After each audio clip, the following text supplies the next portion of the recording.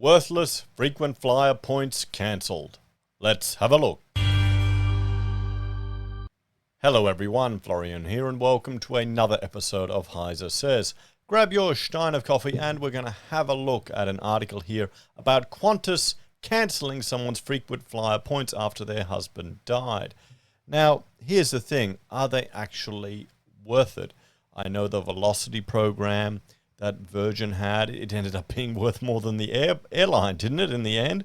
These programs that they encourage you to go out and shop and spend and buy extra and get all these points and collect them. This is the thing, you should only be buying things that you need. These points shouldn't really be encouraging you to make purchasing decisions. Because if you need a flight, you need a flight. You buy a flight. You don't collect the points to cash them in when you just happen to need them, or get some of the other, bonuses and discounts that you can get. And particularly if you're using credit cards or making purchases like that, it can sway you to make bad financial decisions, not sensible ones. So you shouldn't be manipulated by these programs. But it's kind of like the Costco thing as well, where you're encouraged to join, so you feel obliged to go spend there, so you get the benefit of your membership, when it's not actually cheaper than other places. So let's check this one out now. So Qantas cancels thousands of Aussie couples' frequent flyer points after husband dies. I mean, are you a fan of the frequent flyer points? Occasionally when I go to, I think, Woolies or Coles, they're asking me to use them. I don't really use them. I haven't bothered with them, to be honest. So, a Sunshine Coast woman says the points are rightfully hers. A woman from the Sunshine Coast is facing a heartbreaking situation after Qantas cancelled the frequent flyer points she had accumulated with her late husband. Following the loss of her husband and youngest son in the same year, Julie Jenner had planned to use the points to bring her grandchildren to visit in Queensland. However, when she attempted to access the point, she was told they'd been cancelled. Although the membership was in her husband Thomas's name, the couple share a bank account and earned the points together through their regular spending, with Miss Jenner doing most of the shopping. So it was her husband's account. So can these things transfer from one person to the next? It's like a lot of these digital things that we buy. Like, will your digital music collection transfer? Will my Steam library transfer to the kids? Just have to give them the password, I guess. But honestly, that's why I'm getting them their own Epic and Steam account now. So their collection they're getting now, they can keep forever. Anyway, with Miss Jenner doing most of the shopping. Speaking to ABC News, Miss Jenner estimates there were around 2,000 to 3,000 points in the account at the time of her husband's passing, and she believes the entire amount should have been transferred to her. Now, this is interesting regardless of what she believes. What's the reality of it? What's the terms and conditions under the contract they sign? I guarantee you, Qantas wants those points to expire when someone dies, and not to be handed down or passed down, someone to inherit them. They want them to evaporate. They want them gone. I mean, is that a lot of points? Can someone let me know? 2,000 to 3,000 points? Probably is. It's been a long time since I even paid attention to this stuff. According to the ABC report, I mean, here's the thing. For me, whenever I'm flying, it's a business thing. With 6 kids, I'm not taking them all on a plane anytime soon.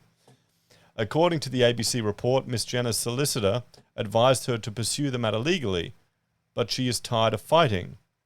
I've had about 7 months of it, and I just want what's fair and square, she said. Yeah, but what are the conditions? The Qantas loyalty program has a hardline stance, with the airline confirming in a statement that all frequent flyer points earned, but not yet redeemed or transferred prior to the death of a member, will be cancelled with effect from the date of death. There you go. They're cancelled. Qantas frequent flyer memberships are individual. If a couple holds a joint point-earning credit card, the Qantas points will be credited to the account of the primary card holder, the statement reads. But you shouldn't be depending on this. This is the whim of the business. This is, well, you know what they need to do? Turn it into a cryptocurrency so you could sell your frequent flyer points on a secondary market. And then Qantas vacuums a fee from it. What rubbish that is. I'm not suggesting that's a real idea, but oh wait, no, turn it into an NFT. I mean, you can't trust it, guys. Here we go, how to build an emergency fund. Look at this. This is what, I got this from news.com. This is the type of stuff they're talking about. This is fantastic. This is really good. What we want to see in the media, talking about how to build an emergency fund. Is that the end of the article? What's that got to do with this? Anyway, Miss Jenner describes the situation as yet another setback in a difficult year. People need to be aware that if they think their points are going to go across to their husband or their wife or their lifelong partners, they've got another thing coming. They need to really have a good look at how it's written and think twice about entering into the agreement. Well, this is the thing. These are just points at the whim of the airline. You can't sell them, can you? Can you, correct me if I'm wrong in the comments, but you can't sell them.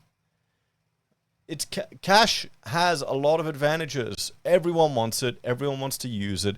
If you're collecting these points and that's driving you to go and shop at particular places, it probably would have been smarter to shop at other places which are cheaper, that don't have these points, like, well, for your grocery bill, go to Aldi and then save that difference in money, and you could afford the flights for your kids, your grandkids to visit you. That's how you need to think about it. This is not, you're not going to get ahead using the points. Okay? There's other ways to save money and to make it go further. This is designed to manipulate you to make purchases you probably shouldn't, or to spend more at some places. So what about other airlines? Most airlines have a similar policy of forfeiting points on the death of a member, as the points are not considered the member's property. Some international airlines have discretionary policies which may allow points to be transferred. Well, there you go. They're not even your property, guys. People are working for these things and they don't even own them. Locally, Virgin Australia's Velocity Frequent Flyer program offers a compassionate approach on the to the passing of its members by allowing their points to be used up to 12 months after their death.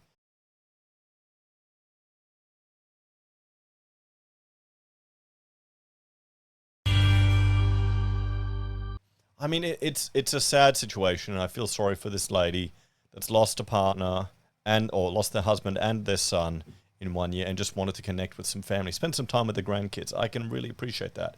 This is terrible PR for Qantas. They should really just step in and give her the flights. Forget the points. Pay for the flights for the kid.